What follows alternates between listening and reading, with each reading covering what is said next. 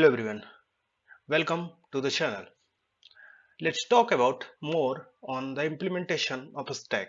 But first, let me tell you that if you haven't watched at the implementation of stack using array and linked list videos of my channel, uh, you must go to the data structure playlist.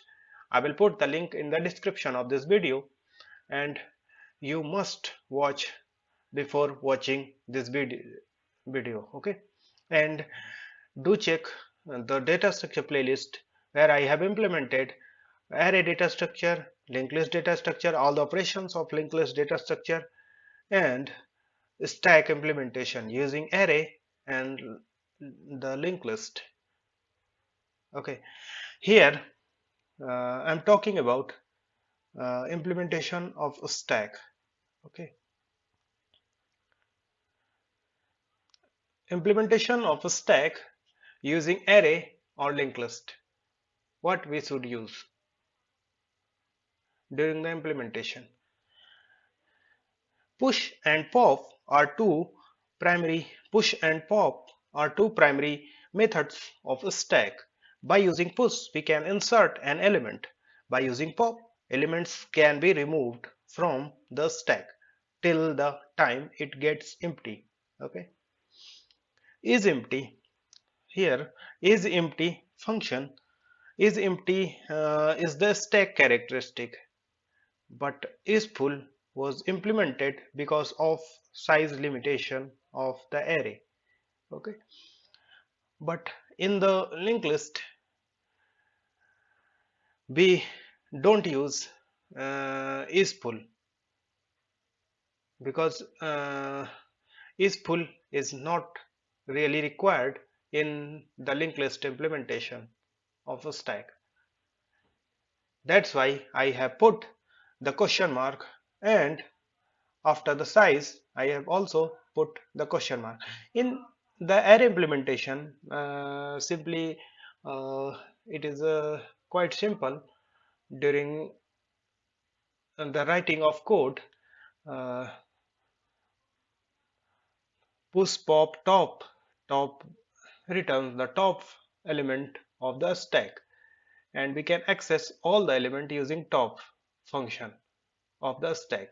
Is empty, is full, and is size. In the linked list, is full and size are not implemented. The size function is used to get the size of a stack. In array implementation, we can easily implement the size function by just returning the top index plus 1. Initially top index is -1, and if we are using 0 indexing 0 to n minus 1, we will just increment that index and we will get the size of the stack. It tells how size function tells that how many elements are present in our stack. Okay, sometimes it really useful. It is very useful in some cases. In list implementation, we don't have permanent method of size. That's why we haven't implemented. Okay, if we have to get the size of list, we have to traverse the whole list, and it will be big of an step operation that will defeat our purpose, because in a stack each operation is of big O of one step operation. Okay, if we maintain a variable with our stack list, we can get the size of stack, but it is not a permanent method. Let me take you to my code editor and let me show you how we can do this. Here, this is the implementation of a stack using array. These are the functions. Here is full and is size, and this is the implementation of a stack using the list. here only push, pop and top and is empty functions are present. If I add int size function, uh, here I can simply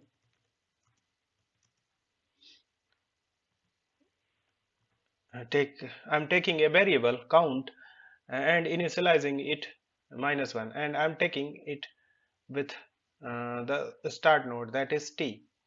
Okay, and it is globally defined, means it is valid throughout the whole program. Okay, and we can use in every push and pop operation. Here in push operation we are pushing an element, we just incrementing the count variable. Okay, and here in pop operation, here in this case if stack is empty, we don't require any increment in count variable, but here we can increment count plus equal 1. Why I'm writing here?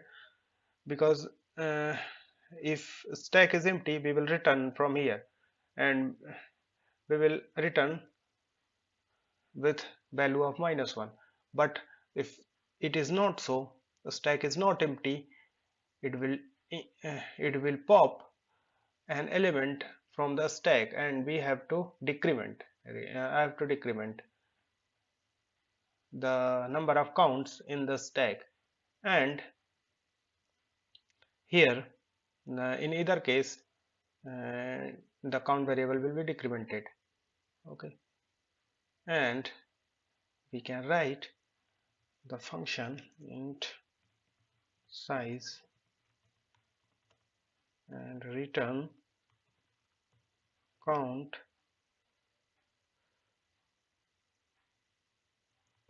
plus 1. Okay,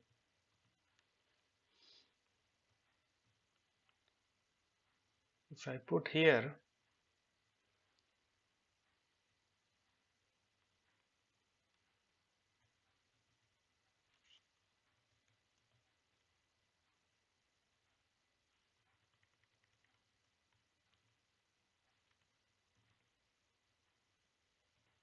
size, I'm just calling size function. Okay,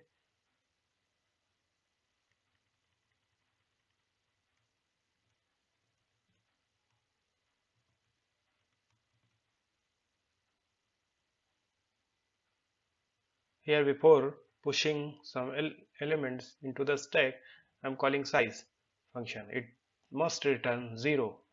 Okay, it must return 0 here, and after pushing the element it must return 3 plus 2 5, 5 plus 2 7, 7. Okay, and here after the popping out all the elements, it must return again 0.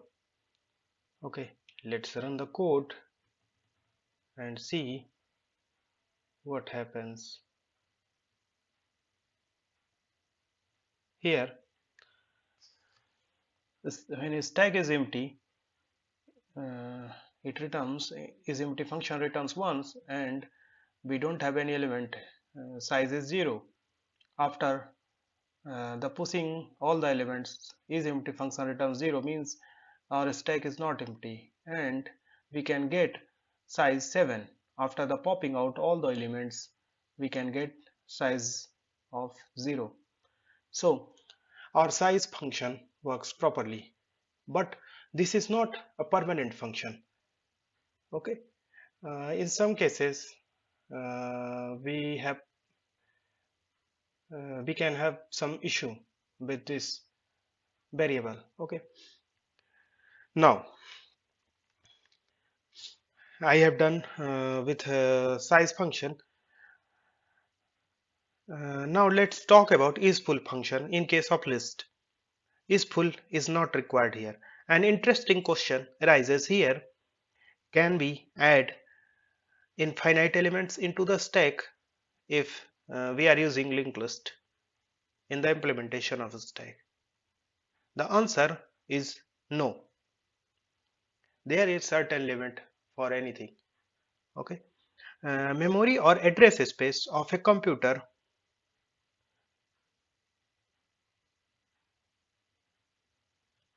Memory and address space of a computer is the space that can be addressed by the computer, which is limited. And what is the address space?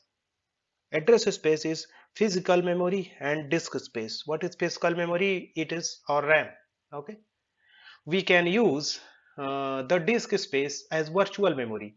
When our RAM is full, it take our disk space. It is called virtual memory. It is the concept of virtual memory. We are not going deep into the virtual memory. I'm just telling you the name virtual memory. Okay. A computer. Here you can see on the screen a computer with a computer with 32-bit a computer with 32-bit addressing can address up to 2 raised to the power 32 minus 1 memory locations. Okay, and in case it is 64-bit addressing, it can address up to 2 raised to the power 64 minus 1 memory locations. Okay, so I hope you have understand this concept. This is very important concept. Nobody will tell you. Okay. Now let's talk about our main topic of this video, stack implementation, array versus linked list. Okay. What we should use, array or linked list? What is efficient? And if we use array, why should we use array? If we use linked list, why we should use linked list? Look, both implementations follow some criteria, and each operation of a stack using both implementation are big of one operations, and uh, we can use both array and linked list according to our requirement. Okay, let me tell you more about it. First point is allocating and deallocating memory in the list does take more time than pre-allocated memory, pre-allocated array. What it means memory allocation and deallocation has cost in terms of time, especially when your system is used and handling a volume of requests.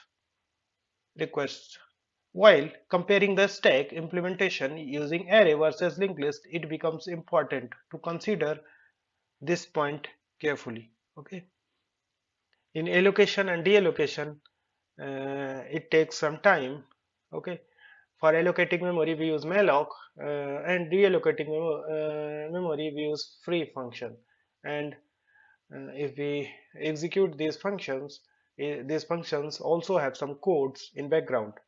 Okay, so allocating and deallocating in the list can take more time than the pre-allocated array. In the case of array, we don't need to allocate and deallocate array. We just declare an array, and it is pre-allocated array, and we can use it. Okay, we don't need to deallocation in case of array. Okay, next point is list uses as much as memory as required by nodes. What it means, list uses as much memory as required by the node. Means in case of array we allocate 1000 elements array. In case if we have a 1000 element, okay, if we have an array that has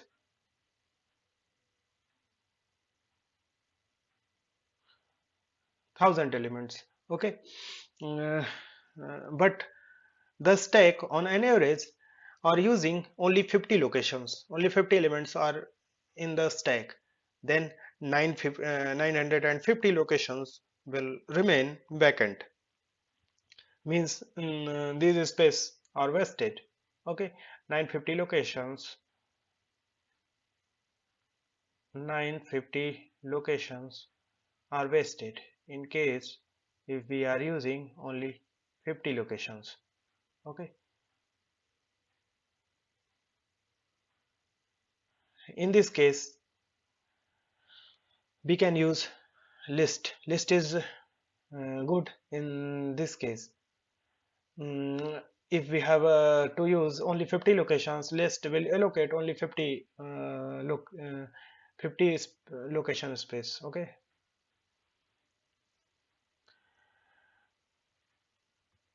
In this case linked list is handy, okay. In the third point, list pointers. What are list pointers? In our implementation we have used t and next, okay. T is the start pointer and next next is used for going to next element. It holds the address of next instruction, next node, okay. Two pointers are used. List pointers requires extra memory. It also holds extra memory. In case array, we don't need to hold any extra memory. It has only indexes and corresponding to those indexes, it has all elements stored at those indexes, okay. If we use doubly linked list, okay, if we use doubly linked list, in that case uh, the list pointers will be double, okay. List pointer will be previous node, last node, and here I have used only two list pointer, but if you watch our linked list videos where I have used first node to show the first node and last node to the show the last node, and next pointer is extra. And if we use doubly linked list, in that case we have next pointer, previous pointer, 2, and first node and last node, 4, only 4 means 4 pointer. We have 4 to 5 pointers, okay. The extra overhead of list pointers in the list, in this case array implementation works better, okay.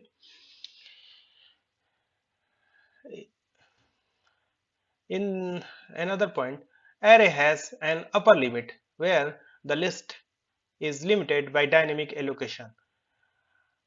Array is contiguous memory allocation and is contiguous in nature, uh, and it has an upper limit. In case of in our case, I had implemented in previous video. I have taken 10 max 10 element when there is when we post 10 elements into the stack, our stack will be full, is full will return 1 in that case, okay. In case of list, dynamic memory allocation is used, and we don't need to any useful function and any upper limit, okay.